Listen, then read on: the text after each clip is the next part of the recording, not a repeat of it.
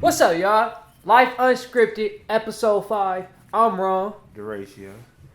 BC. That's our special guest. You know what I'm saying? BC from Shy. From You the already Shy. know what I'm talking about. Y'all know what time it is. You know what I'm saying? We getting out-of-state vibes right now for the new year. This how you set it off for the new year. We ain't coming with no just regular Cali this, Cali that. We brought Shy, man. Y'all already know what's going on. We gotta get some love from the Chicago, man. We got one of y'all natives.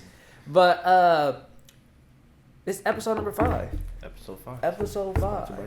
Salute y'all, man. I Nate. salute y'all, man. On y'all on this journey, man. Yeah, I mean, it's looking good. It's going Appreciate it, crazy. appreciate The grind is there. We at like almost 17,000 views on YouTube alone.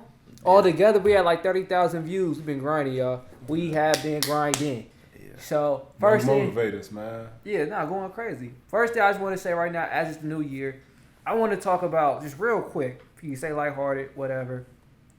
Or actually, before I do that, I want to know how you, BC, define Chicago. So I want to hear some adjectives for everybody who ain't never been there, and we're gonna get some about Cali. So how would you describe Chicago living there? How long you been there?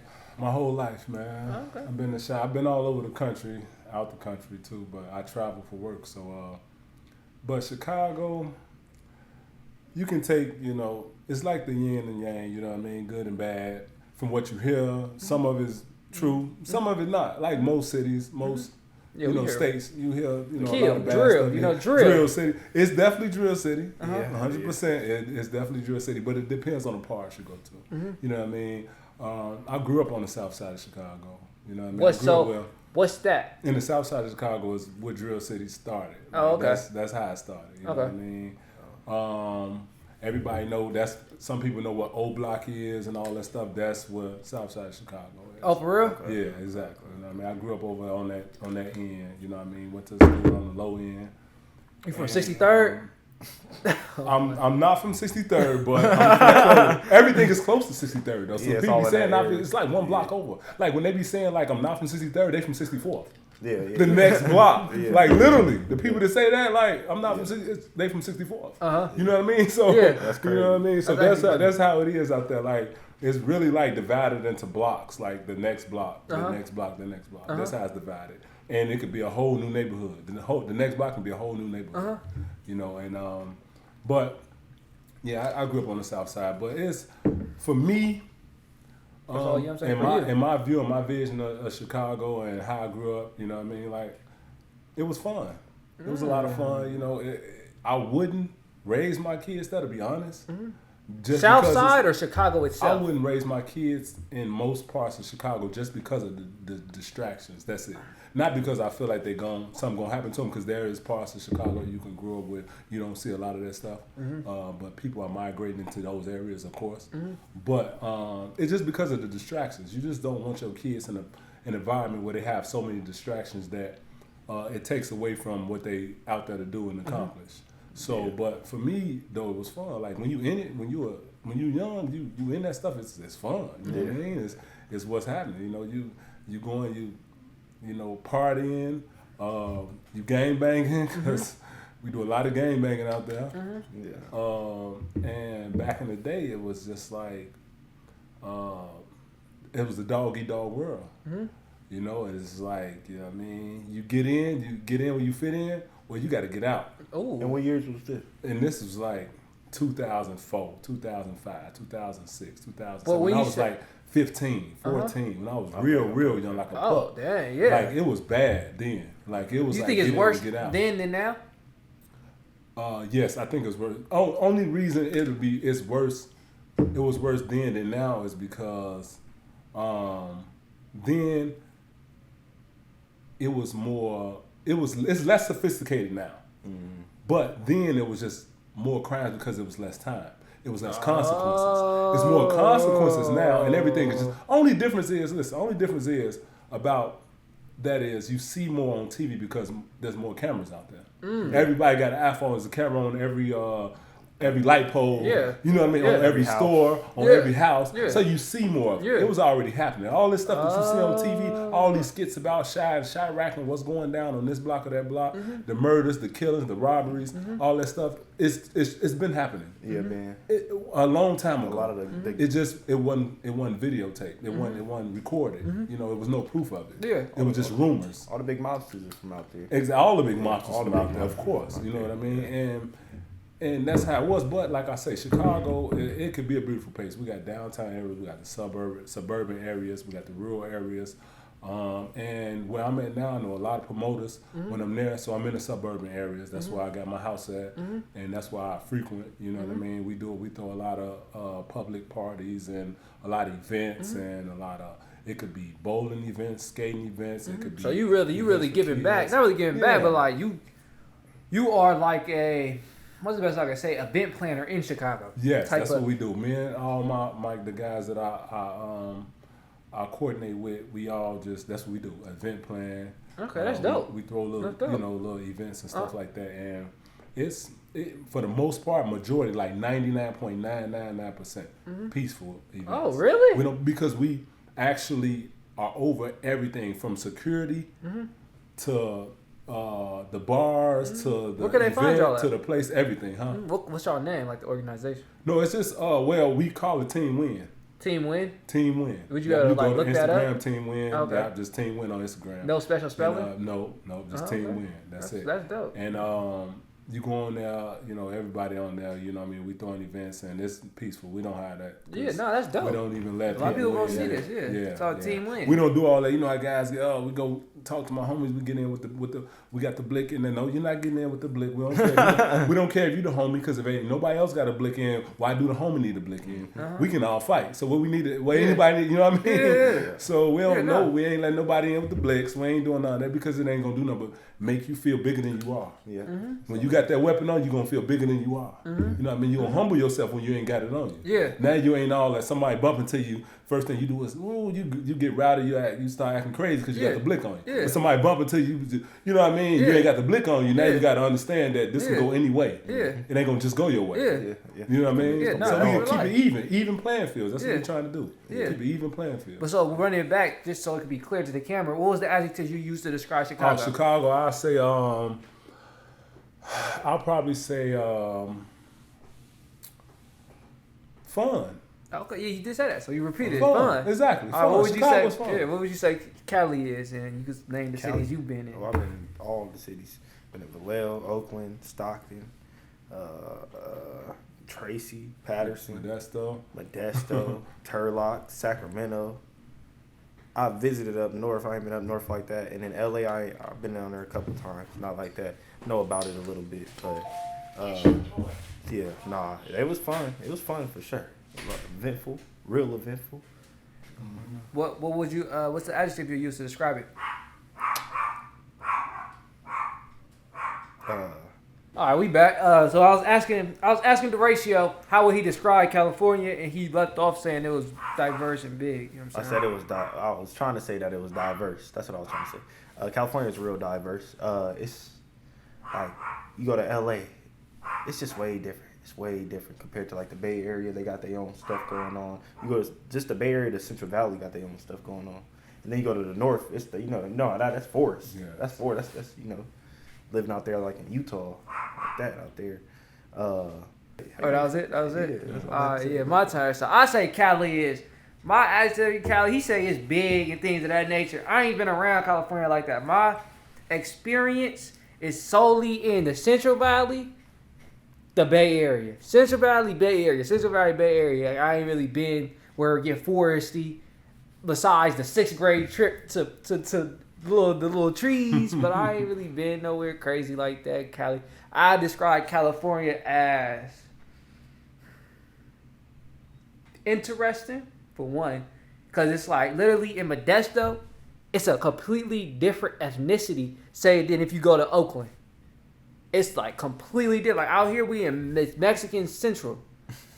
You go to the club, that's your whole demographic, all Mexicans. You go Oakland, now you get a little Asian, little Mexican, and then black completely. It'd be like majority black. But then what's different about these Mexicans and Asians, they act like black people. I'm not even lying. They dress like them. Compared to Modesto, out here they in cowboy boots and cowboy hats. Doing their little dance. I don't know what the dance called. I ain't trying to be disrespectful, but they doing their little dance. Yeah, so they do be doing a little dance. Yeah, it's like that's a big difference from my perspective. That's why I say it's interesting. Yeah. But one thing that's uniform is the food. That food don't taste no different. The Mexican food in the Central Valley don't taste different than the Mexican food in the Bay Area. That's one thing I'd say. You said do? You think so? Yes, it do. Hell yeah. Better or worse? What you said? The food? Yeah, like the Mexican food. Oh, Mexican food? Yeah, no. I like since Turlock's. You like Central Valley Mexican food better? I like Turlock's. That one right there. You know what I'm talking about. I know, but like just for them. Just one. Central Valley? Yeah, better than Bay Area? Yeah, I'll just say that. The Central Valley. I'll just say Turlock's. That one truck. I got a good one. I got a good one. That's the best truck in California. Nah, that is true. I gotta take it back. That's the best truck in California. I gotta take it back. Right there in Turlock. I gotta take it back. The Central Valley do got better burritos than the Bay Area because they don't have no good vegetarian burrito in the Bay Area yet. Oh, y'all gotta put me on some Keith Lee. And don't send me to no tenderloins. Don't do it. Do not do it. Oh yeah. But they say everywhere be having homeless. Everybody do got homeless. Y'all have a very big population of homeless people. But my experience to mesh and everything together with both of them, because I've been down here in California lately, and even before I met Billy, I was down here in California in different parts because I've been working down here. Yeah. And when I work down here, sometime I pop out. You know what I mean? I pop out sometime, go check out the areas, and even like I popped out last week, I pop out with him. You know what I mean? So the difference I'm seeing in like the West Coast, East Coast, Midwest, or Midwest and West Coast, what I'm seeing is definitely the culture. Like the culture is completely different. The mindset is completely different from both sides. You know what I mean? Like Chicago, when you're in the city, the mindset most likely is like I told you, dog eat dog world. Down here on the West Coast, it ain't as much in certain parts of the West Coast. A lot of the West Coast guys are working together for a common goal. Even though, yes, it's a crime, people backstabbing, they do that everywhere in the world. But they working together for a common goal. They moving together. Put it like that. They move together. Like when we see the car show and stuff like that, they move together. They don't too much do that in Chicago like that no more. Like they do that. It's always gonna be a problem every single time. They down here, they moving together as a unit for protection and for like a common goal to show out whatever they trying to do. It's kind of like they got big groups of guys, females or whatever, and they moving together. You know what I mean? I ain't really, like I said, I ain't been out of the state as much and been to events, but I ain't even think to look at that in terms of that type of culture. Like I only been out travel-wise, only been to Arizona.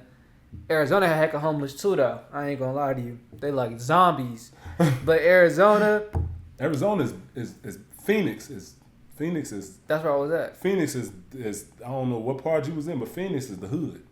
Phoenix is really? I've been to Phoenix several times. Phoenix. Yeah, I was at AZ at the college. Oh, at the college. Yeah. For how long? I was there just for a couple of days. Like a couple of days. Yeah. Phoenix is the hood. Tempe and things of that nature. Yeah. Phoenix is the hood, man. Listen, Phoenix.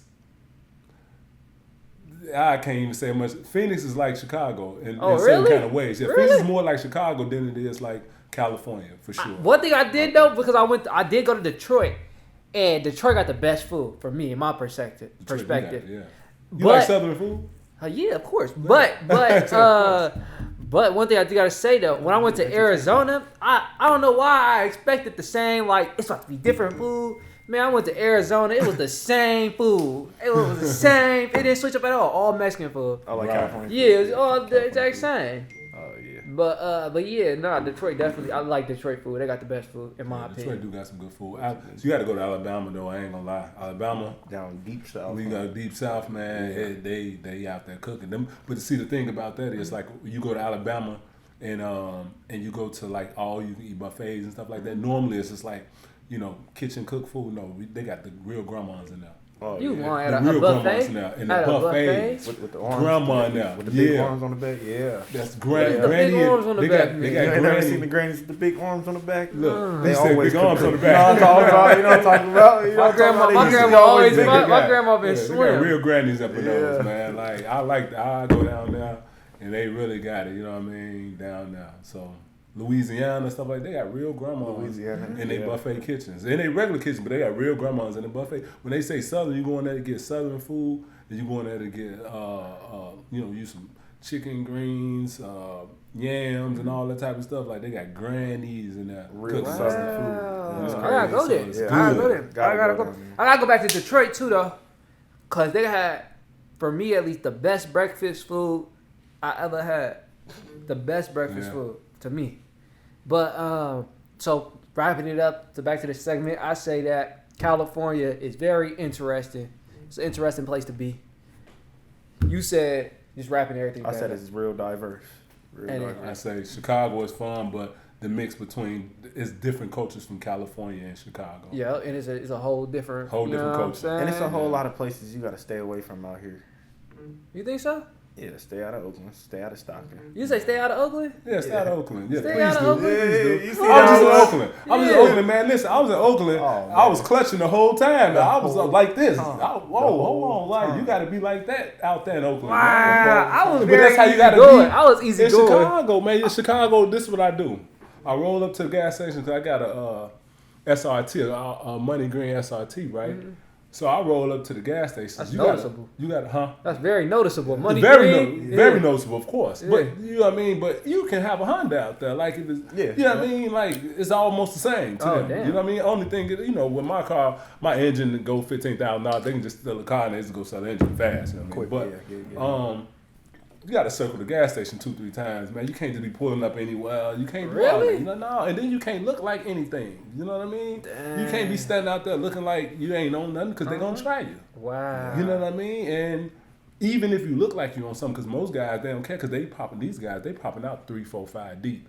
You know what I mean? All that, I got my gun on me, that ain't going to mean nothing. You know what I mean? If you get caught in that sling, what you going to do? You finna try to shoot at some guys when they come out 4 deep and they all got choppers. Yeah. You know what I mean? You call lacking. You call lacking. This is what it is. I don't care how many guns you got on you. You know what I mean? Yeah. Like, you got to be like, no, look, you know what I mean? Take that. What you gonna do? Yeah, not literally. You know what I mean? All that Rambo tough shit. Like you can say that for another day. I heard you know what I mean? Go back and get them. That might be possible, but right now that was real popular in Stockton as well. Not too long ago, just a couple years ago. Bouncing out of the gas station. We just went to Oakland. Yeah. While we was there. What they call it down here? They bipping while we ride down the street. I was telling them about it right before they we got popping there. in cars. They busting windows and jumping in cars. While we walking down the street. They are right in front of a busy restaurant. Look, the lady. I said the lady probably in there getting her food. Yeah, it was a busy restaurant. They done ran and busted, broken her car. Got whatever they saw and then got out of there. I said, they super petty thieves out there. Yeah. Typical. Yeah. Typical. He said, they stole my car twice. Usual suspect. You know what I'm saying? I ain't nothing. I'm not unfamiliar with it. I got bit 3 times while I was living out there. Right. Yeah, he got bit 3 times. I got car stolen twice. Look, see? What else I got to say about Oakland? Oakland cool though. I think it's cool. It's cool. I think it's cool. It's cool though. My car got stolen twice. Yeah, my car got stolen twice. I said my car got stolen twice. Right there at Merritt, I stayed right down the street, but it's cool. They stole my car and parked it on the next block. It's a city life. It ain't, you know what I'm saying? I wasn't never like scared or endangered, I would say myself. Right. I had a pistol in my pocket all the time. Yeah, have you ever been endangered that while you was in Oakland? No. I never have. That's what's up, man. Yeah. Like it's the same way in Chicago. Like even though stuff happened, most of the time you got your gun or you got this or you got that. You're taking these precautions. Yeah. Most of the time you don't see nothing or nothing don't happen. Yeah, you know to me at least. You just know things are happening. Yeah, you know things are happening. Right. Like you'll hear a high speed chase. Like I got hit on the high speed chase by the car. The that's running hit my car. Oh wow. So. But you gotta say, bro, if it can happen to somebody else, it can happen to you, bro. Simple as that. That's true. Okay, let me ask you this then. We talking about robberies. Anything. What is anything? Anything. Because the only thing I can see somebody looking for me is if they try to rob me or something. You rob you get in an accident. Anything can happen. Bro, I ain't gonna but lie that's to you, everywhere down there. It's everywhere. That's what he's saying. He's just saying in general. I think that anything can happen to anybody. Yeah. Like, you have people. Listen, I was just watching a video. Not to go off subject, but I was watching a video. I was showing Auntie at the house a video that some lady, just for no reason. Another lady's walking with her baby, and the guy was walking with them. I guess it was the husband, the mother, and the child, like a 5-year-old. Yeah, I'm gonna say 5 years old. Yeah. Some lady, not to get too graphic, she just walked past with some type of knife in her hand, seen the baby, the lady holding the baby, hurry up, grab the baby, stabbed her like 3 or 4 times, like with this big knife like this for no reason. Wow. No reason. Like people do stuff like in this world now. They got a guy, pushed the guy in Chicago. A guy just standing there waiting on the train. He see the train coming. Guy come, jump over the thing, climb over the little pay thing, and then go up to the track. See the guy looking for the train. See the train come and just push him. Just push them for no reason. Just like, okay, like, you know what I mean? You know, today I feel like pushing somebody on the tracks in front of the train and killing them. Like, it can happen to you anywhere. You know what I mean? So like, that just sounds like no matter what, don't like take your precautions. Yes. Like don't be completely because that especially that second. Be one. aware. I think. Yeah, you sound like you just an insect, like one of them little rolling beetles.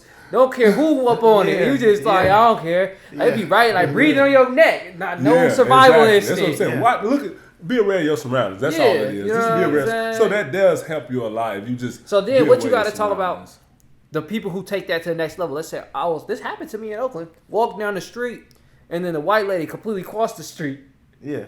That's taking her precaution, right? Yeah, she took her precaution, 100%. She don't know what you on. Okay, just think about it. Look, if you did walk around with like this, just the way you are right now with this tied up, I'm taking my precaution. What are you talking about? Forget the white lady. I'm taking my precaution. Like, what are you on? You know what I mean? Like, what are you on? With the hoodie on? So can we be mad at them for taking stereotypes of that nature? We can't, and we'll do it ourselves. No, we can't. Not really.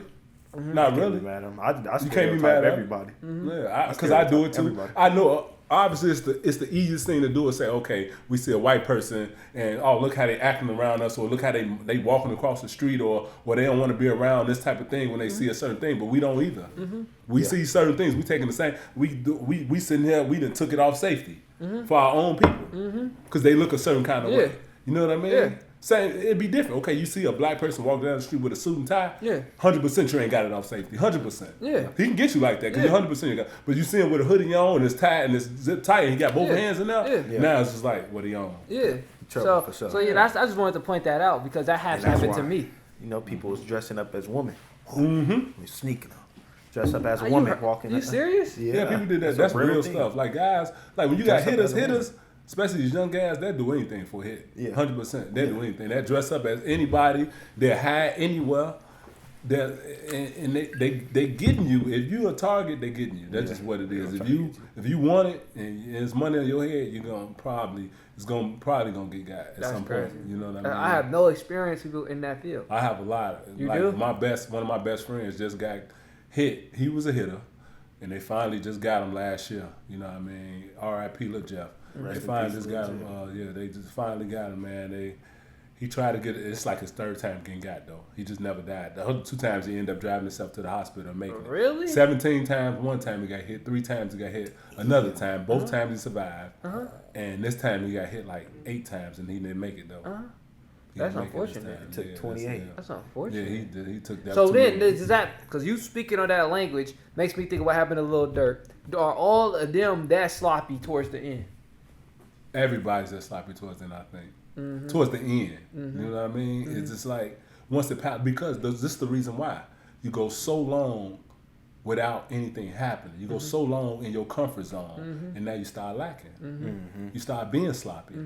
You know what I mean? So if things happen all the time in between that and keep you on your toes, that's how you reign longer. That's how you stay on top longer. That's how you stay alive longer. Yeah, so one thing that you saying pointed out to me, I want to get Duration involved too. You said being too long in your comfort zone. I want to hear from Duratio if he had any example of being too long in a comfort zone of his. Any comfort zone. Any comfort zone. Yeah. In life. Yeah. Oh yeah. There's been times where you get way too comfortable. Right now I feel too comfortable. Really? I've been skipping the gym. I ain't been in the gym in a minute. I've been in the gym one time in the last 3 weeks. Okay, let's stop there. How did you identify you was way too comfortable? That I ain't been, just right there what I just said. I ain't been to the gym in like 3 weeks. This is my first time actually, since I started gymming, this is my first time really stopping. I haven't had a long break like this before. So basically, I'm saying I got either lazy or comfortable. Also, when basically you stop reaching your expectation, is that what it is? That would let you know. I'll let you go next, and we'll try to be more investigative on it. Like what sparked that I'm in the comfort, like I'm comfortable basically, if that make any sense. Like when you're doing something for so long and you realize, oh, I'm comfortable, something is wrong. But I'm gonna let you give an example of where you have been comfortable, like too comfortable. I've been too comfortable in the fact that my business aspect, you know what I mean? Not moving forward with the stuff I need to do in my business after that because I'm making a certain amount of money, you know what I mean? And that's working for somebody. But my goal has always been to not work for somebody. But, it's like, they paying me so much money, you know what I mean? I can keep working for them. But then that's making you that's making me comfortable, you know what I mean? Yeah. And I haven't been 3 weeks without gymming, you know what I mean? But I understand what he's saying about that, you know what I mean? And when I go a certain amount of days without going to the gym, man, I get the feeling. I get this feeling just like, this is like, it's overwhelming. It started to get bad for me. It started to get, I don't know. It's just like, I need to go. Yeah, no, I hear you know that. What I mean? And my hand and stuff messed up right now. And I went today and I noticed it felt like it's getting a little worse because I was going under the waist and it just felt a lot of pressure on my hand. But I feel like I gotta go. You know what I mean? I don't care if it's just a toe that works. I'm going there and do toe ups. Like it's just like I gotta get in there and get it. No, that's real life. That's real life. I say with my example of being too comfortable, I say I was too comfortable. I can't say I don't think I've ever been just too comfortable. I ain't gonna lie to y'all. I never really had an example. The most I could give is I started doing too much of this unproductive thing for a little longer than I should have. But it's never been to a point where I'm just not doing nothing and not pushing myself and challenging myself. Ever in my life since I graduated high school. So even in high school I was pushing myself, but never in my life I could say like I just been super comfortable. And that's why I'm gonna point out with y'all, what is the identifying factors to people out there who are watching and not knowing that they're comfortable, but you could give them some signs that you are comfortable. What are those from both of y'all? Y'all been through it? You wanna go first? Well, some of the signs that I notice when I'm getting too comfortable is just the length of time that pass without production, without you producing something. You know what I mean? For yourself, and especially when you got goals for yourself and you envision yourself as a certain person. And I think that's a big thing. When people see themselves as a certain type of way, that means you have to accomplish a certain thing throughout the days in your life. You know what I mean? So the way I see myself. Hold on. I just had to remember that. I'm gonna ask you about that. Keep going. The way I see myself, I know that when a certain amount of time passes and I haven't accomplished or produced certain things, then I've been too comfortable. I need to see something. I need to see something towards my goals. I need to see something towards who I am because how I see myself. You know what I mean? And I think that keeps people out of depression. That keeps people out of feeling sad. That keeps people out of needing other people. Yeah, that's tough. You know what I mean? And I'm not saying needing them as like, you know what I mean, needing help in something. I'm saying needing them as in needing a crutch. You know what I mean? So when you see yourself a certain way, if you produce and show effort towards a certain thing, then you won't feel bad about those days. You know what I mean? You'll feel good about it. Like, okay, at least Wednesday I got this done. At least Thursday. If you can't say, you have to say, man, 2 months ago though I did this. Then it's like, man, I ain't producing enough. What's happening? You know what I mean? And it could be small steps. It could be big steps. You know what I mean? Whatever is comfortable with you. But I need to see big steps in my life because who I look at myself as, how I view myself. That's tough. Yeah. Oh, that was a lot. That was tough. No, that was tough. That was a lot. Yeah, that was he tough. cleared it. You did clear it. What's the sign for you though? Yeah, personal thing. Personal? And for them, it could be for both. them It too. could be both. Because they may be who you are. I mean, in a similar aspect. Yeah. And how do you notice that you've been I've been lacking too long? Yeah. Like personal, like I said, not going to the gym 3 weeks. What's another thing? When I start smoking too much, bro. When I start smoking four woods a day, that's just too much. I'm like, that's tough. that means I'm not doing enough with my day. That's tough. You know what I'm saying? We have time to smoke That's 4 tough. woods. I have too much time to smoke 4 woods. You know what I'm that's saying? tough. That's another personal thing. And if I can nap, if I'm ever able to nap, that means that's another unproductive day. Dang, that's I tough. feel that. That's tough because that nap one hit me differently because I take naps in the sense You baby. yeah, no, for real, no, That's for real. that. No, I've been taking naps for a long time, like purposeful naps. Right, okay. Not just like I found myself on the couch and went to sleep, but I planned naps ahead of time. Like say, because I always had to do my trading, and I had to stay up late nights from 10 to 7 at one point, 10 p.m. to 7 a.m. I had to do that at one point for part of my life, so I had to schedule them naps so I could stay up. Mm-hmm. So I was like, you know what I'm saying, don't be boo-booing on my naps. I said, boo-booing on my naps. Yeah. Scheduling your naps just so you can stay up to work. You know what I'm saying? Yeah, that's a whole different story. Though. That's a whole completely different. When you just napping, just to nap, and you then you ain't done nothing with the rest of the day either. Wake up out your nap and go eat some chips. Let me ask you this. So I do this. This is something that's kind of similar. I'll schedule a time to read a book for an hour. And into reading that hour and into reading a book in that hour, I end up falling asleep. Mm-hmm. Everybody does that. Well, not everybody, but that's books common. make you sleepy. It's common. I promise you, I've read a lot of books.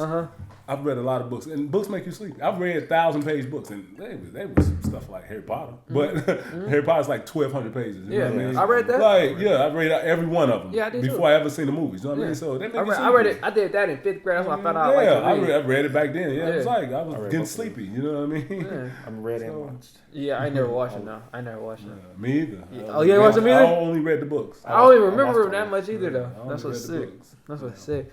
But one thing I wanted to mention, you said you're not doing what you see you are, or like taking things of that nature. I don't remember exactly, but I wanted to speak on that because I felt like people need to hear that in the sense of where'd you get that vision of yourself from? Just over time, who I see myself as from just over time as I've developed, as I've grown, as I've matured. Mm-hmm. You know what I mean? It's just like you have a vision of yourself. Everybody know who they are, who they see themselves as.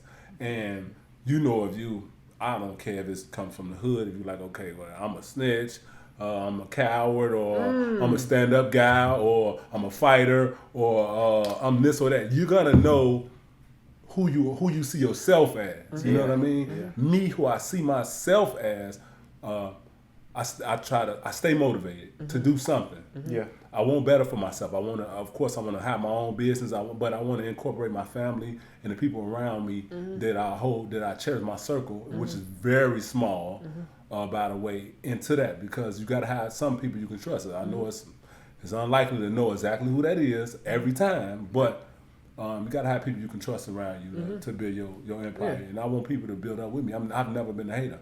Never viewed myself as a hater. You know what I mean? I want the best for everybody that's around me. I want everybody to succeed around me. That's a good question. I want to ask that to Deratio. Who do you see yourself as? What do you mean who do I see myself as? Exactly how he answered. He said who he was. Who you see? Who are you? Shoot, I'm Deratio. Yeah. No. And then who is that? I'm a real chill dude. Prideful. Shy. Nervous. Not talkative. Introverted. Nonchalant. High all the time. That's about it. That's crazy. We done made it to your personal bio. That is crazy. The person he just described himself as, I can 100% agree with, from my view and vision from being around him and seeing him. He was 100% honest. That's who he is. You know what I mean? Bro can stay to himself and be 100% comfortable. He don't have to be around nobody. He don't have to, like, you know what I mean? Like, that's how he is. You know what I mean? He cool with being with people, but he'd rather be by himself. Now the question is, or I'll tell myself right now, I sound confident, charismatic, humorous, goal-oriented, Mr. Get It Done. Outgoing. Just, so how did you guys two personality mesh so good when you completely I'm hot, he cold. That's what we're trying to figure out. But hot and cold don't go on the same day most of the time. Oh, because it gives me the room to talk. He vibe, but he got a superpower. Nobody dislikes him. That's ever. It's a true thing. I don't know anybody that doesn't like him. I can believe Yeah, that. that's his superpower. I can believe Nobody that. doesn't like Yeah. So you saying his block can fit in any little, anywhere. Yeah. I could go to a country club and go fit in over there. Yeah, but I he could may go not to a Mexican initiate. party and fit in over there. He may not initiate the conversations with nobody, No, but he the not people gonna do that. the people who talk to him always have a good impression I could go hang or out with, lasting like, image. Right, you know, okay. the older, I can see older that, white people. 100%. Yeah. Now I wanted to ask y'all this, because I come from, in the books I've read, everything I stated, they say you should choose who you are, not let yourself be chosen. Right. Now, looking at that direction, what you said, and then we'll go back to BC. Can you say that you are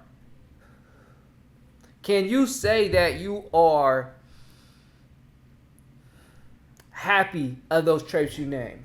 And those traits that you named is who you want to be and who you like, you know what I'm saying? In that sense. Yeah. Like, if you was to have a kid. Besides the nerve, I mean, I really don't get that nervous anymore. I have certain nerves, like going to talk to people. Mhm. I get nervous. Mhm. Just doing just anything important things. Mhm. So you had a job interview or something, get nervous. Okay, so But keep going. besides that, everything else, nah. So did it I take would say effort to more come do confidence. this? Huh? Did it take effort? The first time I was nervous. I was nervous. I didn't like I don't like sitting in front of the camera. But then after we just flowed into a conversation, it just turned into a normal conversation. Just like right now, I feel like I'm having a normal Now, let me ask you this then, because I played games where they gave you traits to balance your character out. If you was to erase nervousness, what would you replace it with? Confident, I'm guessing. It's confident. Yeah. It's more confident. How you think you would do that? You got any? And you could. Wouldn't that change him? Yeah, Who he is, but he though. said he doesn't like it. Yeah. Confidence was not having confidence was it was like a hindrance in my childhood, sports especially. Mhm. You don't want to shoot the ball as much. You know? You defer more to Yeah. other people and other things. Yeah. Now- it's just stuff like that. What? How old are you? BC? 35. Okay, so giving some wisdom to the people out there.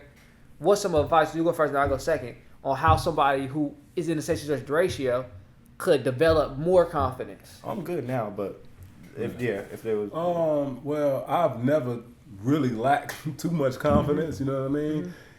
Even when I went out for, like you say, job interviews, or I did tests, or even if I did state exams or whatever the case may be, where I had to, talk to the state, or I had to perform certain specific activities. You know what I mean? Even my CDL license, like anything I had to do. Normally, I do it with a certain amount of confidence. You know what I mean? Ooh. But will say one thing. The one thing I used over time was to talk to myself beforehand. I always talk to myself beforehand to give myself that confidence. Tough. All right, we back, y'all. So last thing he left off with was saying, he said, talk to himself before performing. Yeah. And was you done after that, or you said? Yeah, I was just saying I think that's a gem that I can give people with, to have confident issues, or they is not as confident in things they want to do. I don't care if it's taking a test, like I said. I don't care if it's performing an activity or sport, anything it is. Talk to yourself first. And when you talk to yourself, did you speak out loud, or just like in your head? No, just in my head. Just talk to myself and tell myself I can do it. Not just telling yourself you can do it, visualizing what you have to do.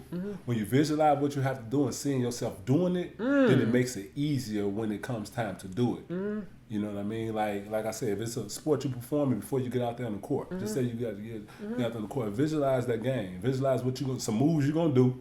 You know what I mean? Like, okay, I got these 3 little moves. I'm gonna make sure I perform them. You know what I mean? Because you're gonna be more confident out there because now you're working towards getting this off, and you know what it is you want to get off. You're not just going out there completely just free will. You're going out there with some type of plan. Yeah, that's tough. With tests, with anything you got to do, talk to yourself first, and then you'll have more confidence when it comes time to perform. And then I'll say, don't worry about what other people are thinking, at all. I don't care if it's the coach. Go shoot the ball if you know you can shoot the ball. You know what I'm saying? Just go do it. Don't worry. Don't care about nobody else. You know, that's one thing I always think about when I was younger. I had my dad on the sideline, think about I gotta go to school, or I don't know. It's just you gotta keep other people out your head. Mm-hmm. No, I hear it. Go do I hear it. You got to know that you could do it. Yeah. Do what you put your mind to. Yeah, no, that's facts. That's beautiful. Y'all both said that. I'm a piggyback on BC and Deratio with that because I suffered badly from performance anxiety. He said he never had that, and I had it bad. Like before, really not football. I didn't really have it football until I started doing football camps and we did them one-on-ones. Like throughout my life, my dad really never, because my dad was my coach, he never really put me on to one-on-ones. It was always just drills, playing off. I never really did a lot of one-on-one competitive play. It was always team sport when it came to my position as DB. So when I went to my first one-on-one at a football camp, I would blank out. And I wouldn't be able to control myself. I would get so nervous in front of the coaches and things of that nature. And that carried on to... Like, high school, I was good. Until I went to this unknown environment with these unknown players and these unknown coaches. And I had to prove myself. It came right back and insulted me. And mind you, I had tore up my ACL. So I was off an injury, too. Complete tore up my ACL. I messed it up during high school senior year. And then I did it again first day of summer camp at my college I went to. So that completely threw me off.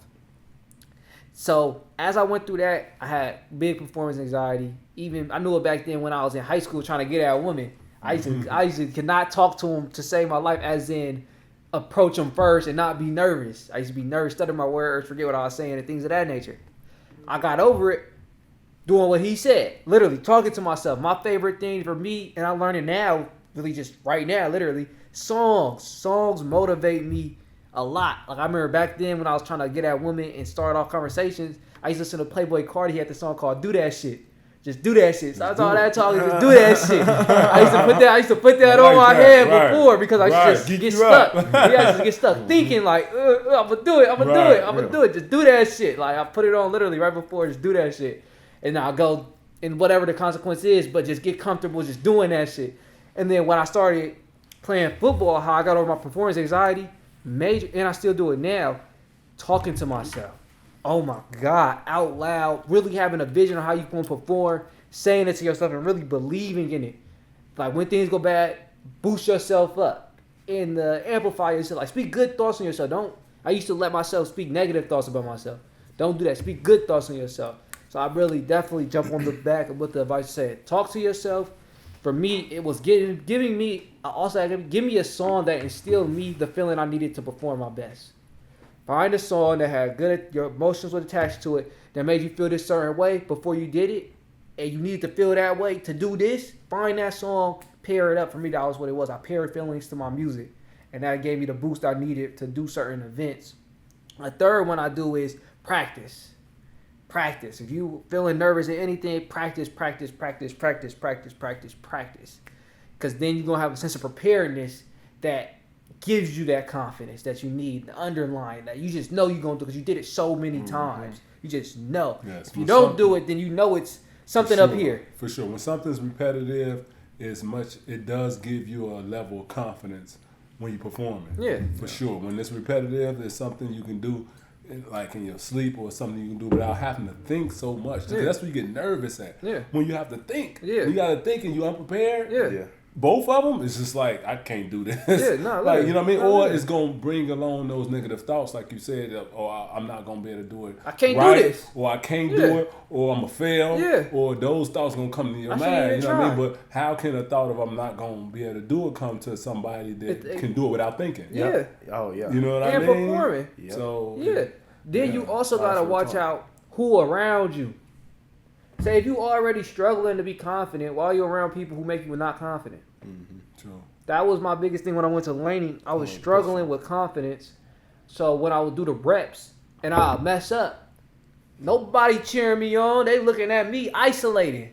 So I'm over there already kicking myself, not having no support. So why would I go back to the front of the line and try again when I know I should? That's why I had huge in the moment inferiority, like a complex type of like, I'm not that good. I'm not, but I always come back. Like after the day was over, after the practice, I didn't let it keep me down and give up. I always picked myself back up and gave it my best the next day. Yeah. But those are some little tips we have on confidence, and we're going to shift a little bit to the next topic, still in the same verse. We're talking about the new year. And before we go to the new year, I want to see on how would y'all describe your previous year that just 2024 basically. You can start with duration then. Just another year for me. Yeah. No gain, nothing. Yeah, I mean, So, it's cool. ooh, that's tough, brother. That's tough. That's a strike day in there. Yeah. He lost a year of life and ain't gained nothing. That's tough. That's true. You didn't get. You never- lose a year when you lose that time. That's for sure. But you said you ain't gained nothing. What you gain? Knowledge. Always gain knowledge. Talk about you didn't say that. You said I ain't gained nothing. I mean, I didn't mean to say it like that. You always gain the knowledge. You gain knowledge every day. Every day you live, you gain the knowledge. All right, tell them about what you learned. That's too much to explain. I could explain. Just give the biggest one that stand out to you. Okay, how about this? This is for the younger community, since we do get a lot of viewers. Yeah, no matter. The younger community. Stay with your parents as long as you could. Ooh, For real. Ooh, that's tough. For real. Save up. That's tough. Save up. Save up, man. That's Save tough. up. Don't go out there too early. Don't go too soon. Save up, but then you give them that, like they hear that all the time. They probably don't be like, "Listen, but fuck the save up, fuck all that." Believe Give me, them but more. They Give don't- them they more. hear that from older. Yeah, no. But listen to this. You know what I mean? Save up for what? Save up to you do why. what? Let me tell y'all why. When Like, you give move us a little out too structure soon- to it. When you move out too soon, nothing is promised. You know what I'm saying? You could lose your job. You know what I'm saying? You could not have enough money saved up that you thought. Your car could break down. It's always gonna be something. Life is gonna life. You know what I'm saying?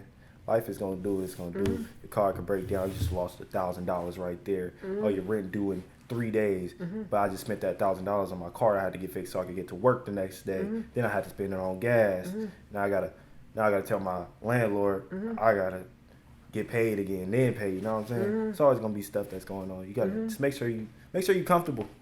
So basically, it's more so make sure you got a grace before you completely stand on your own two feet. Yeah. That's what it sounds like. It's like, go hard. Let me get the best way. You think you could explain what he talking about? I can. You explain what he talking about because my version is different. Okay. So what I was thinking when he said that is, 'cause I remember from my friend, my coworker, he mentioned have about 3 months beforehand, save up a nice little amount 3 months beforehand, because life do life, and you don't want to be caught on a sick one where you got to move back in, you real down bad. You know what I'm saying? If you could prevent that just by staying longer and saving up. But that's all I got to say about it. What you got to say It's just about with that me, particular one? from going through life, like I'm saying, I'm older than both of you Yeah. guys, you know what I mean? But we all been through similar stuff before. I feel like you gotta get the just do it mentality on top of just staying back mentality. Because if you lay back so long, you get too comfortable. You see what I'm saying? When you get comfortable, you feel like you can. Of course, you can rely on your parents and your family. You can probably do that. Like you got people that can, some people that can't. Yeah. Some people don't got families like that, but some people that can. Even the people that can should not take that for granted, because then it doesn't give you the motivation to get out there and do what you need to do. Because I see it as like jumping out there, and that's my procrastination part. What I'm saying, like I can save. I got good credit, got a good job, and all that stuff. All that stuff is like, okay, I've been holding on to this good credit. I've been holding on to this good this, and that for so long. But what has it materialized to? You see what I'm saying? What has it shaped to? I've been holding on too long. That's the thing. You don't want to hold on too long and hold That's back what I was too saying. long. That's what I was. You want to kind of jump out there. Yeah, that's what I was Because this is pointing like, to that. honestly, with me, I don't want to die with good credit. I want to die with bad credit, like the rest of the million and billionaires. You know what I mean? Owing the government $1 billion. I hope I can owe the government $1 billion. That means I got to be rich if I can owe you $1 billion. Nah, you know for what I real. mean? So you know what I mean? It in times of your life, you got to literally jump out there because you need time to reset. Yeah. So if you do To fail, reset. Because if you do fail, you got to reset. You got Something time went to do wrong. that. You don't want to Something reset. wrong. You don't want to jump out there at 60. Yeah. Oh yeah. You ain't got no time to jump out there at 50. Yeah, that's jump that's out what there I- at 40. Yeah, You no, know, that's what I was you know what I saying. mean? You Yeah. trying to reset at 45 years old, Yeah. you know what I mean? Yeah. Like, you know what I mean? We know that when you're younger, the likelihood of you being able to perform at a high level, stay up, focus at a high level, that's the time of your life where all that can happen. You know what I mean? So if you jump out there more often when you're younger, like you doing, when you're trying different things, once you hit something, you got more time to hit something. And if you do fail at something, you can reset, you can restart, you can do it again. When you get older, those chances are it is the truth. When you get older, those chances are less likely. You know what I mean? So like just for example, I got a homie that he went and got a loan from the government for like 100 and some thousand altogether. You know what I mean? Put himself in debt, ended up blowing the money because he had no plan to use what he used the money for. He put it in the bank. He moved it from one bank to the next, split it up, kept the money, and didn't do nothing with it. So now he ended up being in debt, ended up going into bankruptcy. He got to wait the 7 years, then rebuild his credit, all that type of stuff. I know it's ways around some of that stuff, but he reset. He got to redo it over. But if he would have did that at a younger age, messed it up, reset, you know what I mean? It's just easier that way. You know what I mean? If you go, because you could fail. I'm just saying in his instance, he ain't had no plan for it. But even if you got a plan for it, doesn't mean it's gonna succeed. Yeah. So I think it's best to jump out there, do whatever it is you're trying to do, so you can reset and start and do something else. You know what I mean? Like, go out there. Like, I don't care if you got to go roommate with somebody. I don't care if you got to go, because it helps you focus more. It's harder to focus on your people crib. Depending on, like, if you ain't paying no bills and you ain't got no responsibilities. It depends. So listen. None. Yeah. No, listen. For me, my perspective, right, with that, it depends on how focused you are too. True. Because that could be a complete blessing. Say if he had that plan that had that 100K, he had to pay nothing. All you funneling is to your business, right, or to some type of success that's going to bring you a return. Now that's different. Yes. Compared to if you had a plan for it. Yeah, if you just sitting there stacking up and just, what do I do with it? Yeah. Right. It's a That's difference. what I mean. If you ain't got a plan for it, to put forth something to make something out of it. Like, I can go right now and get a loan for $100,000. You know, easily. Like, you know what I mean? But I have to have a specific plan. I got a lot of reasons. I got a lot of things to do with it, but I got to have a specific plan that I know gonna give me a return on that money. Not just to pay it back. I don't care about paying it back. It's to make me some money from it. You know what I mean? That's the whole point. Forget paying it back. It's to make me some money from it. You know what I mean? Because $100,000 ain't gonna do nothing for me in a year. I make over that now at my job. So they ain't gonna do nothing for me in a year. It's gonna be gone. You know what I mean? So, like, you gotta have a plan for that money. Yeah, no, that's real life. That's just what it is. No, that's real life. So basically, for Nano, standing on what he said about his advice, he said, stay with your parents as long as possible to save your money. How could you add on to that? That helps. Like you said, stay with your, but keep it concise. You have to actually, stay with your parents long enough to save up and have a plan. Actually work towards something if you're gonna do that. Work towards something. Like, every day, work towards something, and then count your blessings, because you there and you got somebody back that's gonna help you along the way when you fall. And they're gonna help you with advice from experience. Because I think in life, the best thing you can have in life is experience. So you got to learn, and you got parents that got that stuff. You got to suck it up. That's tough. No, that's tough. So I expand on it. Stay with your parents long term so you can save and use that time to stand on your 2 feet. Where, as in 2 feet, like financially, where you can step out there umbrella and have your own for any rainy weather. So I would advise that way. So if they tell you to save, so you could get on your 2 feet, or you could save so you get that plan that you want to do, like a Steve Jobs or whatever, to start a business. But basically all saying is, if you don't have a goal, well, then your goal should be standing on your 2 feet where you don't need your parents no more. Why they give you that grace period after high school. So that's that right there. Why I even bring that up? It was a topic that you brought up. Oh, we talked about the previous year, and you said you learned that. You said you was gonna give us some advice. Oh, that was it. So you said you learned that staying with your parents wasn't that bad thing. Right. Yeah, I guess so. Yeah. All right. There you go. Previous year. Yeah. 2024. Yeah. 2024 taught me that, like he said earlier, life is gonna keep lifing, and that everybody's not your friend. And 2024 also taught me that, like I said, to jump out there, to just, jump out there, do what I need to do in business, and if I fail, actually, I know I just do it again. You know what I mean? Do it again. Don't never give up. 2024 taught me not to give up. That's what, if I put it in a nutshell, 2024 taught me not to give up. That's tough. You can have a million losses, but that one win could that 100%. That's 100%. It's a big win. Yeah. Have you had many losses? I took a lot of L's over my life, man. I just tell you that. 100% I took a lot of L's. You know what I mean? Not, all of my doing from people around me being trusting, being, you know what I mean, caring, being supportive. You know what I mean? That's my character though. You know what I mean? I like to support the people around me. Yeah. I like to make sure everybody good around me. You know what I mean? Financially, mentally. You know what I mean? I do it to a fault sometimes. I have to learn from that. That's tough. I got something about that too. So for me, I say the previous year taught me, it forced me to reflect on myself. So I say the previous year gave me a better perspective on who I am. It gave me a better perspective on learning that just because they got a title from you don't mean they're going to treat you right. 2024 taught me how to beat the money game. I ain't gonna lie. It taught me how to beat the money game because this is January 1st for recording this, and I'm finna go crazy this whole month in the trading. 2024 really taught me how to get in my trading bag and how to make some money. So I'm really, really, really glad about that. So I that whole year grinding, never missed one every single trading day there was. No, I traded it. Know that. So I learned a lot from doing that experience, and this year it's gonna go crazy. It's gonna pay dividends. Fourth, I learned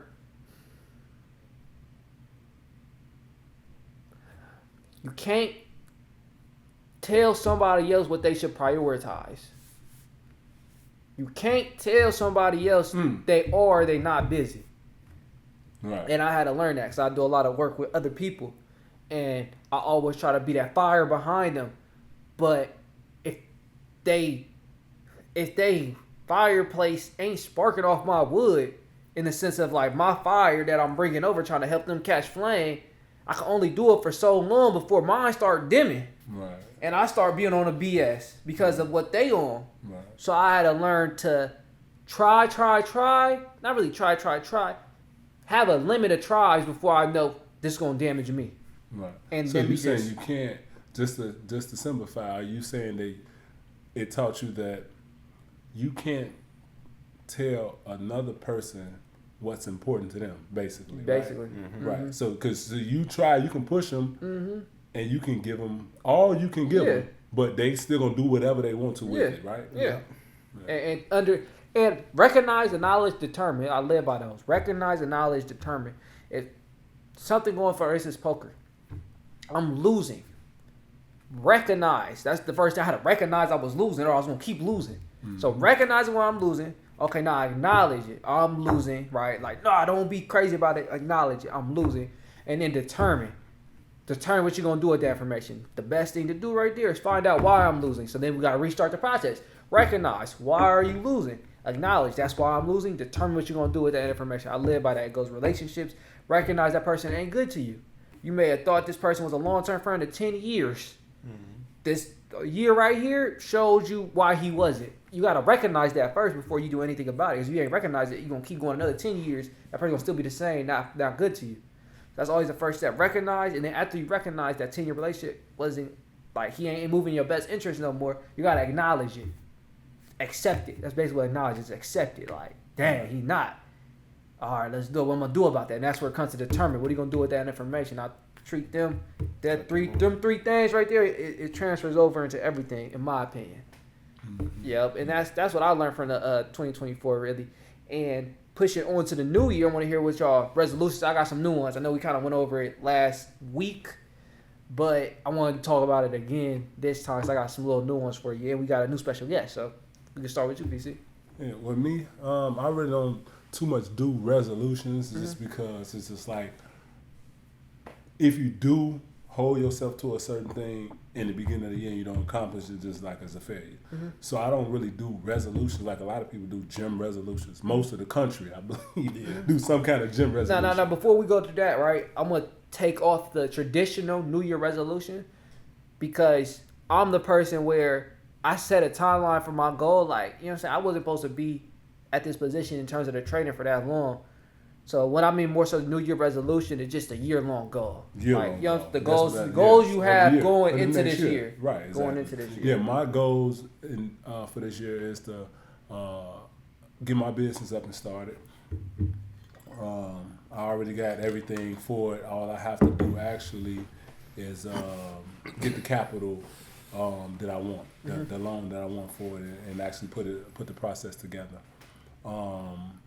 and be more family oriented. You know what I mean? Because I don't get a chance to spend a lot of time with my family. Real quick, is this an undisclosed business or is this something that? No, it's not undisclosed. Well, the business. Do you ever have it in your name though? Because they may try to take Yes, your it's in my idea. name. Yeah, it's in my name. You don't get too much. Yeah, They may try to I run wouldn't with get your it, idea. exactly. But it's already, everything is patent, everything is already, Okay. they can look me up, it's going to be on there. You know what I mean? My business is called Panda Muse. You say it again? Panda Muse, PandaMuze. Oh, Panda Muse. Okay. And it's basically a fitness business. And the thing is, I came up with the idea because I got my CDLs. I am a truck driver also, but I am also a production team manager for a dance crew. But I've been to truck stops all over the country. I don't care what truck stop it is. I've been there all over the country, except for maybe like Maine. But and the synopsis from all the truck stops, like when they see me, they say, "How do you stay so fit? How do you be driving trucks? How do you get a chance to work out? How do you do this?" And I always have, examples for them because we all do the same work. You know what I mean? And I just want to bring my ideas and my fitness and my plans to the trucking industry part because they don't get out to work out. They don't get a chance to work out. Well, they don't think they have a chance to work out. Yeah. And they don't think that they have the ability to manage their time a certain type of way. So I'm gonna give them my goals, and I'm gonna give them the times, the places, the know-how that I have, and the knowledge that I have to make them healthy and better. Because a lot of them are really unhealthy. Like I literally go into truck stops and I see guys walking out with like 6-pack of tall Celsius or Monsters or C4 or all energy drinks. You know what I mean? And it's not people that's working out. This people that's drinking a 6-pack of this stuff within an 11-hour shift in one day. And we talk the tall ones, not the regular cans. We talking they got the tall cans, the big cans. Now you drove a lot of hours a day. Yeah, like kid, 12 hours just a day. like not someone to see here, just a different opinion. Did you need them many energy drinks? Is that a need? No, hell no, not that many. Hell no. I didn't even need them that much. No. I'll drink them though, but I smoked though. I drove. Oh, okay. Yeah, I was able to Illegal, smoke. don't listen to that. Yeah, don't listen to that. I ain't do that. On the crib, self-incriminate. It's a I ain't personal do that. I'm preference. lying. I'll smoke cigarettes. I'll smoke cigarettes. I was drove. I was 12 hours, three cigarettes a day. He said Yeah, 3 cigarettes a day. So basically, what I was pointing out with that is that road that tiring for them to need that? 100%. 100%. 100%. Listen, Hell yeah. you spend. Just imagine, like most people can't drive more than 2 hours a day. This is most people. 2-3 hours a day get people super tired, like the normal person. A truck driver's on the road 11 plus hours a day, every day, driving. Triple, almost quadruple. Right. That's a lot of time. You're going to get, I don't care what drive, you're going to get tired. I don't care how much sleep you had, you're going to get tired. You know what I mean? And it's so many instances where truck drivers literally fall asleep driving. Or even if you don't, I've had an incident where I was so tired. This is crazy. I was so tired. I was driving on 80, and it was the little. It was when like you about the road is about to split, right? Yeah. And you see the yellow and black little reflectors on like where the split is, just to show you because at nighttime there's no light, so it reflects. I thought that was a horse and carriage. A horse and jockey. I thought it was a jockey on a horse riding a horse in the middle of the highway. Oh yeah, that's wild. So I thought that's what that was. Yeah, I was so tired, I was delusional. Yeah. I had a team driver at the time, one of my best friends. And I thought it was a horse and jockey, but I was conscious that couldn't be possible. Yeah. You know what I mean? So I immediately pulled over. I'm like, I just saw a horse and a jockey on 80 in the middle of the highway. We ain't talking about rural area like here. You can see a horse here. Yeah. But I'm talking about in the middle of 80 on the highway. I thought that I saw a horse and a jockey in front of me, and I was that tired, and I was just looking at it, and I was like, and I thought in my head, only thing that kept me is like in my head, I knew better. And I was like, that's not real. Possible. It's not possible. You know what I mean? So I pulled over. That's how tired you get. You literally drive and you miss time and stuff like that. Like you can be in one place and be in the next place. And I haven't closed my eyes, but I was so tired that I missed the time in between. I don't know how I got there. Yeah. Like I don't know how I got there. You know what I mean? Like, What you gotta say? I got 2 things I want to say. Real quick, similar thing happened to me. I was driving home. This when I was doing 12 hours of driving a day, damn near. And I was driving home, and I swear to God, I swear there's a lady running in the freeway, empty freeway. It's like 3 a.m, yeah. And I'm busting like 100 trying to get home, tired as hell. You know, I was living in Sac, working in Oakland, flying, and I just see the lady right. See a lady drive. Whoa! I swerved so quick. I swear to God, I'm looking like, where did she go? Like it was never laid that problem. Yeah, it was never laid that problem. That's how tired you are. Your mind is so tired, you start hallucinating. And this is, listen, for the viewers out there, if you drove a long time, you know it's true. They all know it's true. If anybody drove any type of long hours, I don't care if it was 4 to 6 hours, you can get that kind of tired from that. You know what I mean? Crazy. And it's like you can't go to sleep. You telling yourself not to go to sleep, but your mind needs sleep. Your mind needs sleep. That's what needs sleep. Not your body. Your mind needs to sleep. Damn. So it'll do a lot of things to you. That's you know tough. What I mean? When you're driving a lot. Yeah. All right, we back, y'all. Since we was on the topic of truckers, how prevalent are drugs? And hard drugs. Hard drugs. We saying drugs. Truck drivers doing it, moving it, doing it. Most of them do drugs. I wouldn't say hard drugs. I'm not privy to everybody lifestyle, but from all the drivers that I know, they either smoke weed or something like that. You know what I mean? Sometimes What you hear about it? What did you say? I just heard stories of them be on meth just to stay up and shit like that. No, people don't. Not just nobody just no. These are meth heads. People that do meth, they just do meth. You know what I mean? Anybody just be like, man, I need to stay up. Let me go find some meth. You know not like that. Not like that. That's crazy. No, it's not. That's crazy. Not too normal. You know what I mean? There's a lot of stuff you hear about. Of course, that in that industry, that's not exactly true, or it's not exactly how it is. You know what I mean? Because it's people gonna take bits and pieces of things and then amplify it, because that's what what I mean. That's what gets everybody said. Yeah. That's what gets everybody blood going. You know what I mean? So that's just what it is. It's always gonna be like that. You know what I mean? But the truck driver industry, man, it's the truck. 70% of freight is moved by trucks. You know what I mean? So if you didn't have truck drivers, you wouldn't have nothing. You know what I mean? But it's a docile industry, and it's a very unhealthy industry, I would say, because you sitting all these hours a day. That's not good for blood circulation. You only have access for the most part to fast foods. You know what I mean? So if you're not proactive and you're not a forward thinker and planner, you're gonna eat those fast foods. So would you say truck driving is a long-term stop for somebody? Should it be? What do you mean long-term CDL, stop? Like as a driver, like as in career. Depending on career. This is what I'll say about truck driving. It's good for if you are. Depending on your lifestyle, like if you are able to be away and if you're able to work long hours, it's a good industry, because I would say that it's gonna pay you more than 80 or 90% of the regular 9 to 5s. Like you know what I mean. You're not going by the 21 to 20. You know how people base their thing on if they're gonna get paid $20 all the way to like $28. Like truck driving, we don't. Those numbers don't even mean nothing to us. $28 an hour. For most of us, it don't what's that? You know what I mean? Yeah. We gotta be, if you would break truck driving down, most truck driving jobs down to hourly wage, even though we get paid per mile, you would break most truck driving jobs down, you would say it'd be around a high 30s, 40s, and 50s. You know what I mean? Dollars an hour if you want to break it down. You know what I mean? Yeah.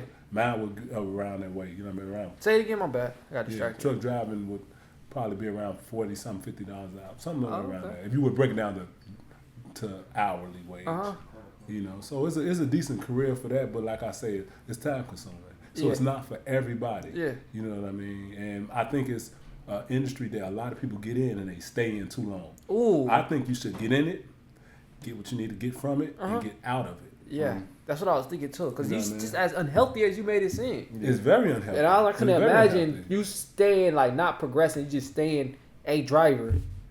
I couldn't see that. These guys have been driving for 30, 40, 50 years, literally out there. Most drivers a lot of drivers out there now are older drivers have been driving since the 80s and 70s and 80s. You know what I mean? They've been driving their whole life. That's all they know. And they've been driving. to the gym once. And they've been to these guys, they say they don't have time. But they do have time. You I go to the gym. When I'm on the street, I go to the gym. You know what I mean? You make the time. You gotta make the time. Yeah, exactly. It's your schedule. So from there, you was talking about your goals. You said running a business. Was that the last one? Yes, that's the main last one. Thing I said that's my main goal for 2025 is to start my business up and just get the ball rolling with that. That's my main goal. What about you? They heard our goals. We kind of get all right. You can just say it again. I'll just say it again. I'm trying to reach 180. Trying to reach 180. I got to get consistent in the gym again. 180. Where you at now? 158. Oh, you at 158? Okay. Yeah, so 20 pounds. Yeah. And then that's a lot to gain. Well, it's doable. It's doable. And then just moving this. I want to get the jewelry started. I want to make a piece of jewelry this year. Okay. And then getting this channel going. 3 months we need. 6 months we need 30K. 6 months we need 30K. Right. We're trying to get 30K. That's the goal. I think. Yeah. I'm trying to get there. Yeah. Pushing, we working. We work hard. Mine is to keep it nice and short. Definitely. We talked about it last year. Yeah, definitely the trading. I ain't say all, but the trading for sure. That's gonna go crazy. 100% attendance this whole year. I've been messing up on my attendance, but 100% attendance this whole year. So I value now. I learned to value the journey more than the actual goal, because you can't really control what that result is. Because you could do everything right and still lose. That's how ludicrous life is. But you know what I'm saying? It's life. It's fun. So I want to focus on making sure I accomplish all my tasks. So stay focused on the task. So 100% on the attendance for trading this whole year. What else do I have? Have more joyful year emotionally, and staying on my mental and physical sharpening. That's my 2025. What's gonna look like? A lot of grind, but a lot of fun too. I'm gonna have more fun this year than I had since I moved out of my parents' house. So 2019. So that's definitely what that's gonna be about. And right now, I'm about to move into the next topic. This one is more deeper, more questioning, and it should be more relatable. So, my dad has an apartment. You know what I'm saying? He's a real estate developer, or I wouldn't say developer, but he has real estate properties and things like that. He buys and sells them, things of that nature. But for this one apartment, he let my cousin stay there because his nephew, I guess you could say, he let his nephew stay there because his sister passed away, Rip Monty Terry, for a whole year. Rent free. And this cousin trashed the whole apartment. I'm talking about right now we gotta gut it, get it all the way. Everything gotta get redone in that apartment building. And I was just like, and then the second example is he has another house that was treated the same way. It had a put on for somebody to get in and treated the exact same way. So for me, we was talking about being kind and stuff, and they all reflections of me. And he like a person developing the field that's getting hit hard with it.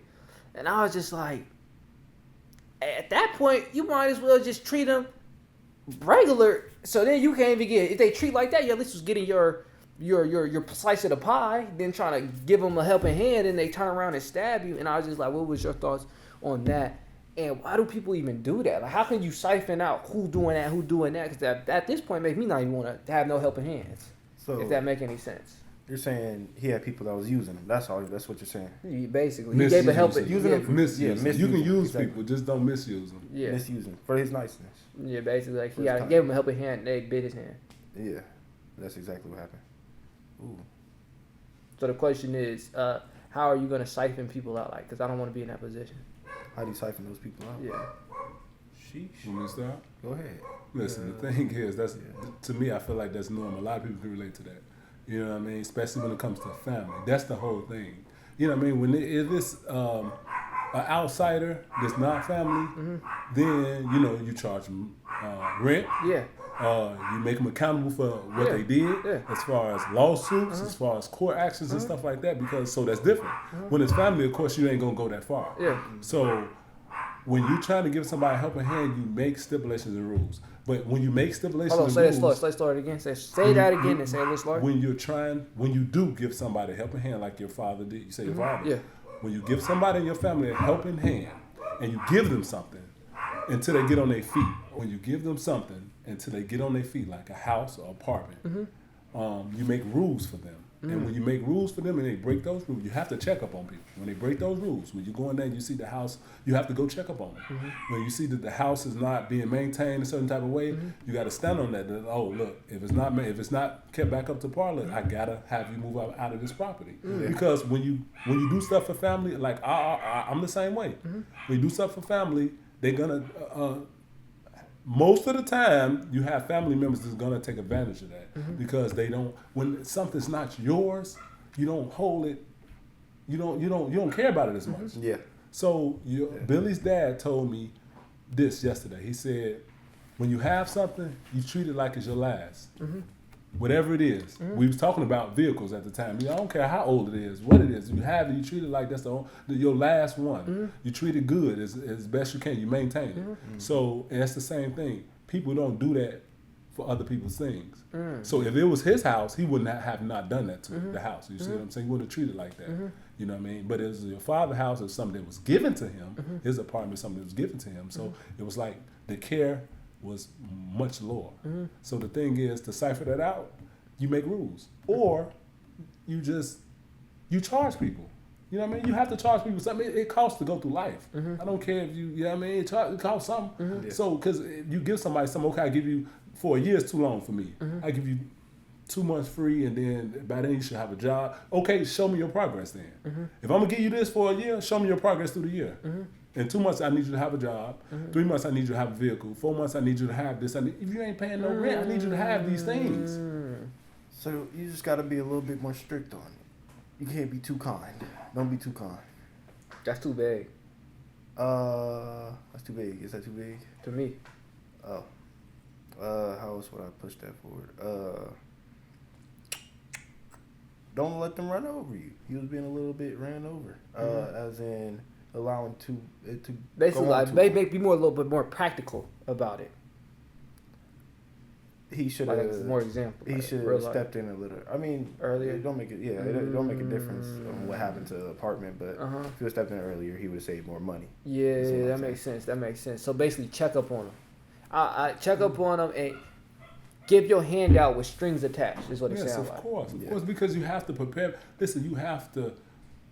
Because what is this person gonna do when once you're not there, or once you can't give them? And now, if he in his mind was like, okay, I'm gonna give this person the house as long as they need it, it doesn't matter how long that is, then that's different. If you was like, okay, look, about a year or so, you know what I mean, then you have to have stipulations to that. You have to be like, I need to see you progression. Yeah. Or this person just wouldn't hit there, just be sitting there doing nothing because they living for nothing. That's tough. You know what I mean? That's tough. That's and real that's life. helping them, not just helping you, because he wasn't getting nothing out of it anyway. Nothing. So if you're gonna help them, you got to help them succeed too. You can't just help them by giving them a place to live. That's minimum help right there.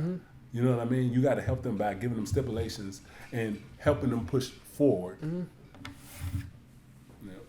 So that you have to. You know what I mean? And it won't work without that. I don't think it will. You know what I mean? 'Cause people gonna run over you in life. That's just what they do.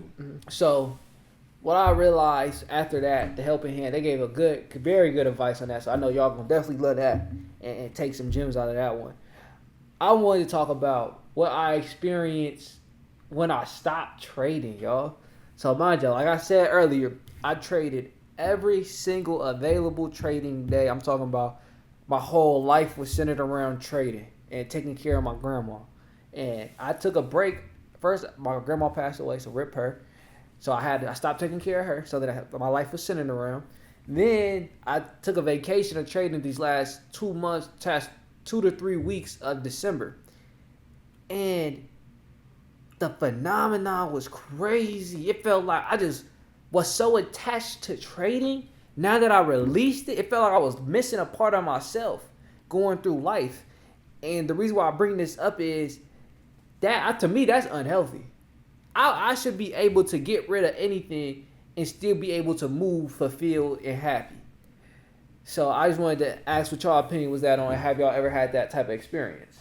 I've never had a similar experience. I think that's kind of goes back to what we was talking. Well, especially what y'all was talking about with the gym. When y'all not in the gym for a certain amount of time, it makes you feel different. It's like something don't feel right. You know what I'm saying? Yeah. And that was That's affecting like everything though. It was I couldn't do nothing. That's what I don't want it to be. Thing. That's a real. When you don't go to the gym some day, you feel lazy. Yeah, that's what it was the whole time through. But I don't want it to be that. If that make any sense, so like I don't want it to get to feeling. that. You know what I'm saying? Because it may. Let's say not. I'm not even gonna put you. Let's say somebody who's been going to the gym as much as they had paralyzed. Yeah. Yeah. No, they whole all life consuming something that consumes your life so wholly, and then you can't do it anymore, or you don't do it anymore. Yeah. How is that gonna make you feel? I didn't want to be in that. Like I said, ooh, it's like too much. I was too much involved with that. I feel like I can't even live my life without that. Yeah. And I say for something to happen where I go blind, I could never do that again. Now I'm just finna be in the dumps. You know what I'm saying? Right. That's what I was pointing out. Yeah. And things of that nature. So you saying you felt like you was obsessing over it too much. It was unhealthy. Right. My involvement in it was unhealthy. State. Right. Yeah. And I was wondering, have y'all experienced any of that? Of course. I have. I've obsessed over a few things in life. You know what I mean? And my obsession hasn't been with the gym, even though people think it does. You know what I mean? Like I tell people all the time, like I don't want to go to the gym. Yeah. It's not something I get up every day and be like, I can't wait. Yeah. You know what I mean? I get that feeling that I want to go, but I don't. It's not a feeling of like, oh man, I can't wait to go there. Yeah. Like this is the best feeling. Yeah, ever. For me, that's how trading was. It hurts. You know what I mean? I only the gym. Like gym puts my body in pain. Yeah. You know what I mean? No, real life. But I do it because it's a healthy thing, and then a certain lifestyle that I have, you know what I mean? So it's not I don't have an obsession for the gym, but I do obsess over success. You know what I mean? And the version of success to me, because everybody's success looks different. You can be successful easily in a 10-hour job, 10 hours, or just having 3 kids and being an at-home person. Exactly. Yeah. Anything could be your success and how you be yourself. But for me, like I obsess over what success is for me, and being able to accomplish that. You know what I mean? And feeling complete once I do. You know what I mean? So I'm chasing that. I'm always been chasing that. You know, my feeling of completion. Now I was just wondering. So that was more internal type of thing. Do you have any more like physical that like kind of the same as I was talking about? Yeah, of things that I've done. That's just like, ooh, I'm a little bit too into this. Yeah, I would say I was too into history.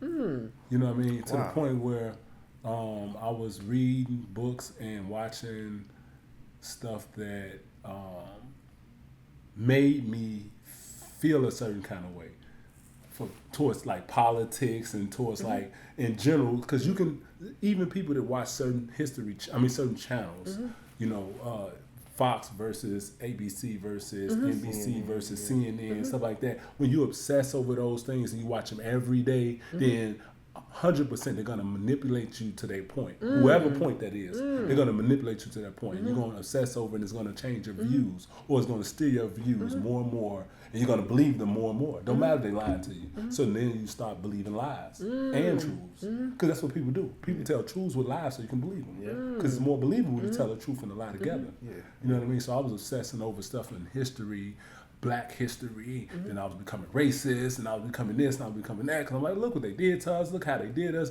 look at all this stuff, and then I had to just fall back from a lot of my studies, and just be like, you know what I mean, live my life, because that was history. Live your life. That's what happened. So I need to live for the present. I was living for the past.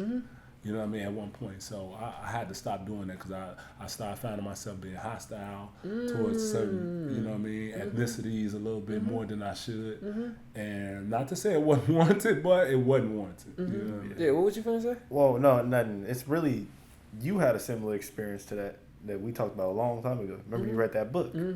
He read a book that I mean, if you want to explain, yeah, I'll tell you. So my dad brought home a book about the hangings that was happening throughout American culture, and I was just looking at my skin color getting hung from trees and seeing all the white folks smiling and taking pictures like it's a zoo, kind of made me feel disgusted with them. Like I could never have a kid with this. I could never have a kid with them. because that's in their culture, and I was going deep into it because I was like, this same person that's smiling, them kids that was sitting there in that picture with the parents smiling, them kids received that smiling parent perception of the black people, ideals on the black people into them. So as they growing up, either they latched onto it, some of them didn't believe it, but it was in them in that circle. And then the kids that they have, you gotta look at what they instill into them kids. Mm-hmm. And if I come in there and I have a kid with a white woman, I'm also getting into that history too, and see how they would treat me just off of the top lineage down, right. Just how it trickle. Just how it trickle. Because it may not be as it's not that long ago. Yeah, it's only like 3-4 generations, or really four now. Yeah. It's really like 4 generations. My grandma, she 1929. That's when she was born. So then my great grandma, big difference. That's she was at the end of slavery. Yeah. So she was touching it. Her toes was in the water. My great grandma still getting hung in 1920. Yeah, so that's it definitely like that. My dad, my grandma, my dad's mom, my dad's mom. So that's only 3. Right. Yeah. So for me, it's only 3 away. Yeah. Right. Exactly. The touch of slavery. Mine's way further away. I was alive when my great grandma was alive. So. Oh yeah. So my mom, my grandma's 40 years, literally 40 years older than my dad. Oh yeah. Oh, okay. Straight like 40. So and they both landed on a nickel. Oh yeah. So he was born 1969. She was born 1929. I'm white, so I ain't never had a similar. I mean, you know what? I've had similar feelings, but nothing too similar. Wait, can you clear that up? You mixed or you white? I'm mixed. Okay, right. I got white in me. I got white in me. I'm just kidding. So I never really related too much to that, but like, yeah.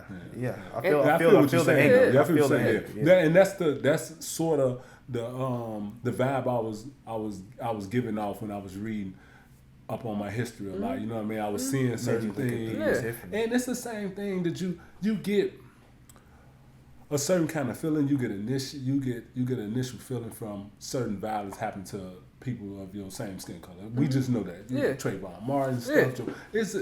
It's a lot of stuff that happens that because you can see yourself in them. Yes, 100%. You can see yourself in them, and that's the same thing how you feel with your son or your daughter when they're going to school. You feel some kind of way. You're like, man, I hope or I pray that nothing like this happens to them, or they don't even have to experience this stuff. Yeah. And when you know it's out there and there's people like that, so it makes you disgusted, and it makes you feel some kind of way. Yeah. You know what I mean? So I had to take a step back and just be like, I can't walk around like this. You know what I mean? With that type of hostility in me. That's real life. You know what I mean? I couldn't do it. I step back too, you know what I'm saying? It is what it is, and if I do, I got to come to terms with that, you know what I'm saying? That it may be because I was talking to my coworker, and he was telling me about the caveat to having a mixed household or a mixed offspring. Yes, lineage. Because I'm black, and I'm mixed at myself. We too mixed. I don't know if you're mixed. Or I don't know what I'm mixed with. Oh, you are though? Yeah. Oh, okay. No, my grandmother and my great grandmother was actually Cherokee and some other stuff. So. Oh, okay. Yeah. Yeah. So basically, they were saying how, let's say I'm black, and I get in with this Mexican, or let's just do one that's completely off white. That white woman can't really comprehend the ways I have to move because the way I have to move based off my skin color. Right. So certain things I'm teaching my offspring, they wouldn't be able to understand, or say they do understand, they may not fully do, or the people around them may be in their ear, not be able to understand, if that make any sense of what I'm saying. Yeah, I know. I didn't understand that last, the people be in their ear. Because about what? They talk. They got friends, they tell their dad.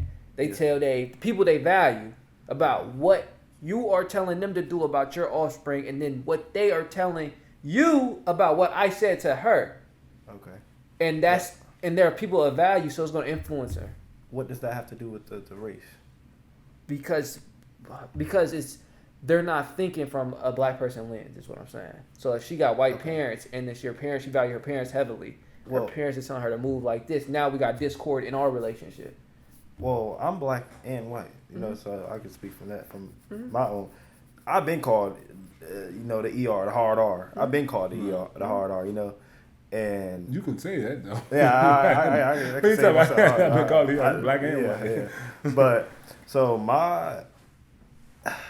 I see what you're saying, but my mama is like, she real hood, bruh. Like That's different though. Yeah, like she Right, real that's hood. the difference though. We talking about your mom versus a strictly a white person. Okay. Another Grew up white in a- mother's as a white person. You know what I mean? Your mom grew up around a lot of She black grew up people. around, yeah. She Okay. grew up with family members that you know what I mean, like that. Everybody was already That's why I educated. said. That's why I said. You know what I mean? Let's Yeah. do something like More very. I've dated Gentrified. a white woman. Well, not even dated. I knew her and we slept together for a little while some years ago, and she was strictly white. So I know, and she raised her kids strictly white. But when I was there, when I saw it, I was just like, man, to me, in my mind, I was like, these kids are in trouble. You know what I mean? And the thing was because she had mixed kids. So I was like, these kids are in trouble because she raised them as strictly white because that's all she knew because the father wasn't in the household. And That's what I'm saying. Though. yeah, the father wasn't in the household, Yeah. so she was raising them as strictly white. But I was like, no, they black too. Yeah. So they're gonna experience the black part, and you are hindering them because now they know nothing about the stuff they finna come in to encounter with. Yeah.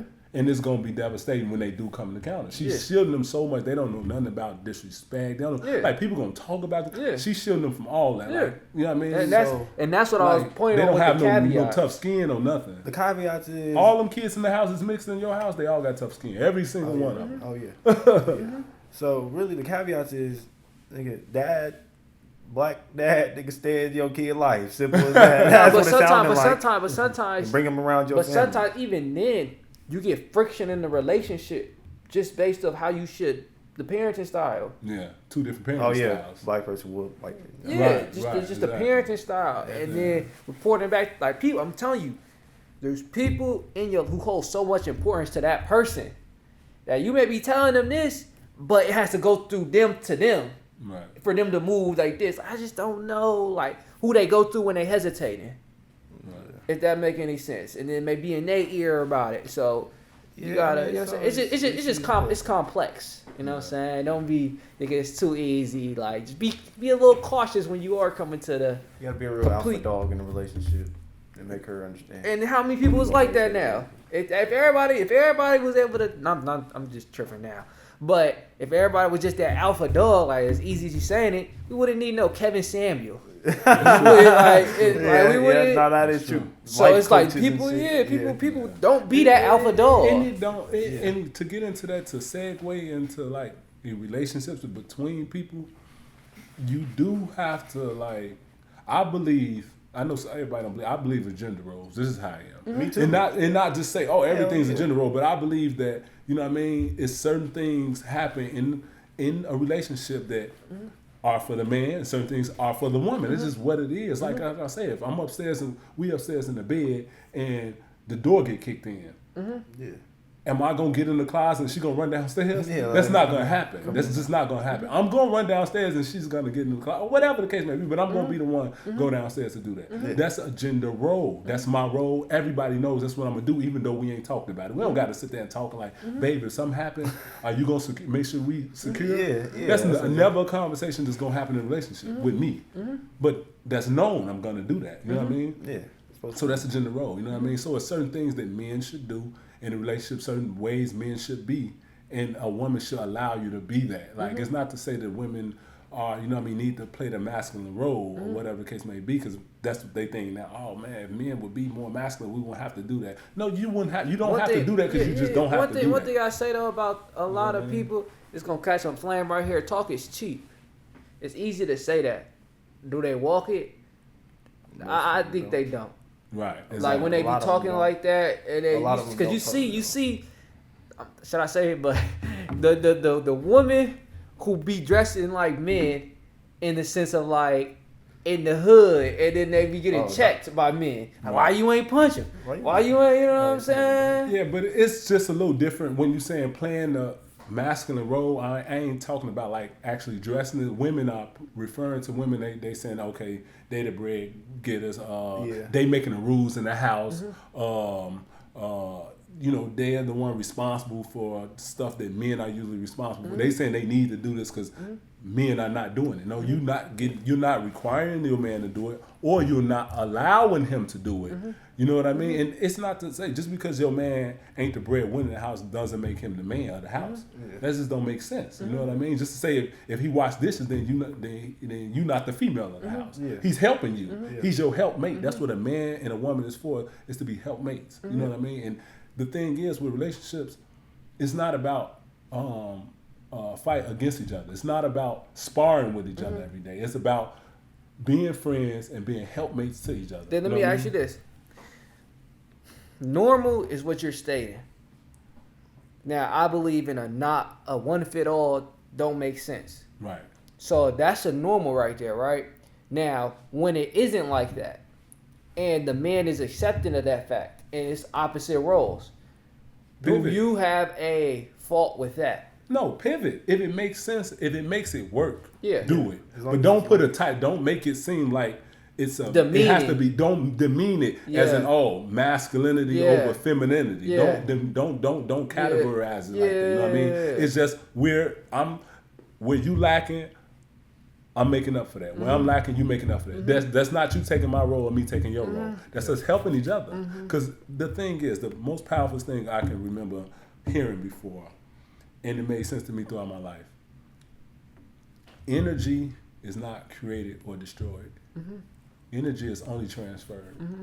So just like right now, all energy. Oh, that's tough. It's not created or destroyed, and this is a fact in life. Hold on, stop right there. Stop right there. What that mean to you? Hold on, because I got a huge meaning off of that.